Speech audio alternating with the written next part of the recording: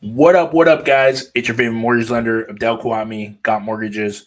I had to jump on real quickly. I'm going to start doing a lot of these impromptu Instagram lives, really going over scenarios, various different changes in the market, various different instances that we're seeing some shifts. But I had to share, a client that we were talking to today. It is so critical that as you're gearing into, the start of a new year, the most important thing that you should be doing as you're starting to prep, you're getting an expectation of your final pay stub, getting an expectation of what you're looking to qualify for. Most importantly, you want to make sure that you find those trusted tax partners that are going to be able to truly set the proper expectations as to what you can qualify for, because the scenario I ran into today, which is again the topic of the conversation that we're going to talk about tonight, is a lot of consumers out there don't know if their accountant is filing a little bit more or a little bit less. They look at generally the bottom line number of what they're looking to qualify for and taking it from there. And that's sometimes not necessarily the best thing or in the best interest for the clients. And let me elaborate on that. So, this client purchased an investment property, had it for a few years now, about 3, 4 years.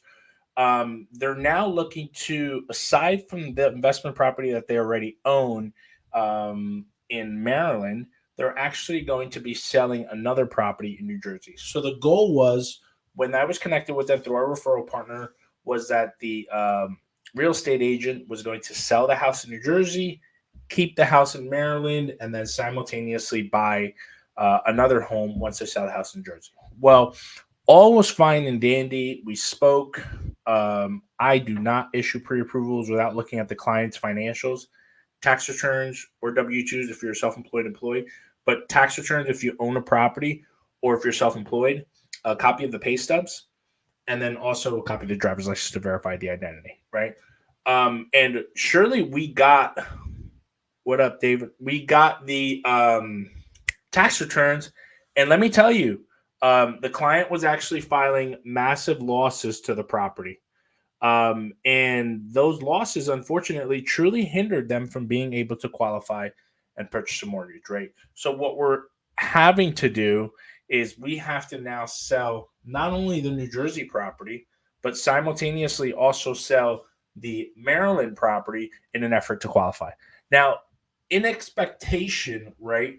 What the clients could have done is, knowing that they were going to purchase another home heading into 2022, or heading into 2023, I should say, when they were filing their 2022 taxes, they should have confidently sat down with a mortgage professional or with a tax professional first, coordinated together, and set the proper expectations. That is the right way to conduct business. And if there's anything that this business has showed us within the last year and a half, is there's a lot of professionals out there that have no idea what they're doing.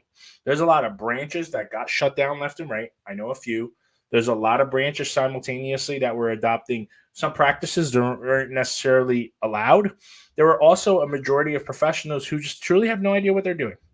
And guiding the clients, especially in this hyper competitive market, it's going to go back to, once again, multiple offers. I'm seeing it right now. We've been blessed. We have 8 offers accepted this week, working on actually a ninth one. We just increased our offer from a 600 to a 615. The house is listed at 550. So not only did we go on a different offer 50K more and worked with the client, we also simultaneously now are increasing our offer by $15,000, not by choice, but we know these are the tactics that's going to allow us the ability to be successful. On my second episode of my podcast, Kick It with the Gorilla, we discussed for about 40 to 45 minutes all the various different aspects of what you guys should be doing to get your offers accepted. Make sure you guys check that out. It's on our YouTube channel, and you'll dive into all the strategies, or you could simply DM me the word strategy, and I'll be more than happy to share with you guys what are the strategies that we're employing in this hyper competitive market to get our clients' offers accepted. We're doing a lot of various different things that is working for our clients.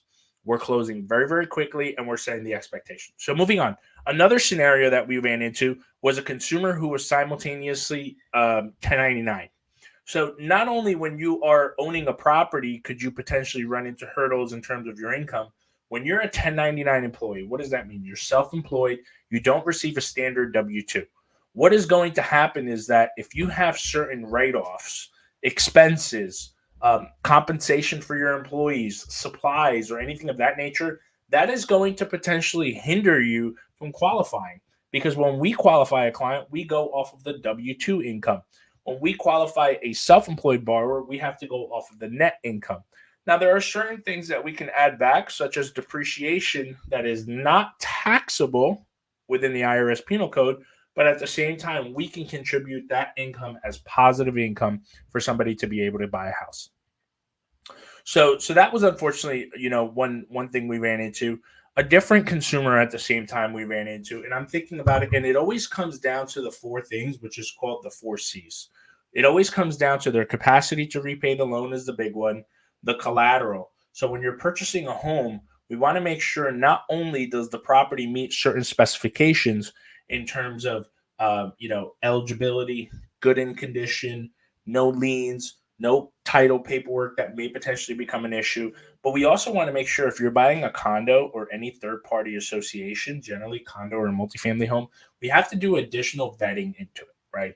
So if you're buying a condo, we have to make sure simultaneously that that association is not going to go belly under tomorrow. That association has the necessary money in terms of reserves, the necessary assets if needed. They do not have any formal litigations that are simultaneously involved, and they're also setting proper expectations as to what the client should be qualifying for, right? I ran into an instance, unfortunately, we could not do the deal. We had to issue a denial letter. The place had CRA violations with the Department of Community Affairs. They came in, they issued denials. That is a massive, what's called life and safety hazard that if you guys remember those condos that went down during, I think it was about 2 or 3 years ago, they went down, and we were able to, and it massively, massively shifted a lot of the different changes that started occurring, right? Because before we never used to really, to an extent, dive too much into that stuff. We now have to, right? If there's any life or safety hazard, I've never used to have seen that. Okay. I haven't been doing this for so long, and I'm so sick and tired of hearing people say, I've been doing this for 15 years and 20 years. That literally means nothing to me.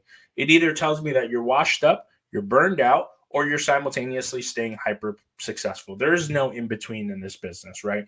But we were going through all that stuff, and I just could not issue an approval. Fannie Mae would not allow it. We even reached out directly to Fannie within our condo department, and we were unable to actually, unfortunately, get the deal done. We issued a denial letter. We searched for another property, and we're now under contract on another property. So important, hyper important. Now, this had so much red tape along the way because this client should have truly not actually gone under contract on this property, because the first thing we ran into the issue was it had a very high concentration of investors.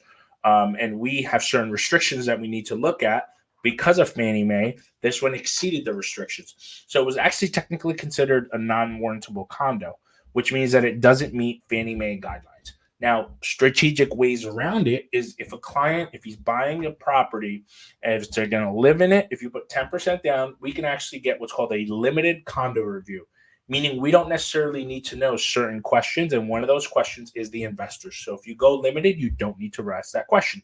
Another thing that you also ran into, if you're buying an investment property, you need to be able to do that and go 25% down due to it going to a limited condo review.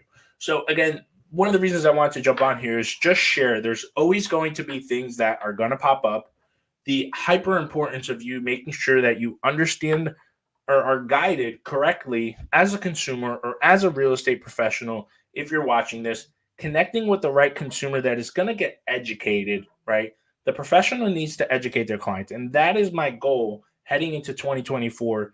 We have over 400 videos on YouTube, probably more, to be honest. I lost count. But it all comes down to the truth, raw purpose of making sure the client understands that scenarios are going to be different. There's going to be certain things. We had a situation with a client when it came to child support. Child support was not mandated by the court. FHA has a little bit of leeway in terms of that. This was a conventional mortgage. I always pre-approve with a little bit of fluff. So we actually, though, could not even use the child support income.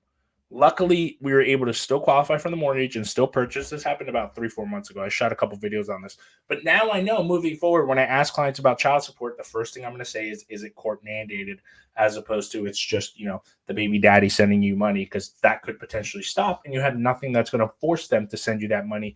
Therefore, there's no consistency in terms of us counting that income against you. All right, guys. So I want to jump on here. We're going to continue jumping on randomly. I appreciate you guys tuning in. As always, feel free to share our videos or visit our YouTube channel, and I'll be more than happy to help you guys out making homeownership possible. Thanks for tuning in, guys. As always, have a blessed night. And if I don't speak to you guys, have a blessed new year. Talk to you guys soon.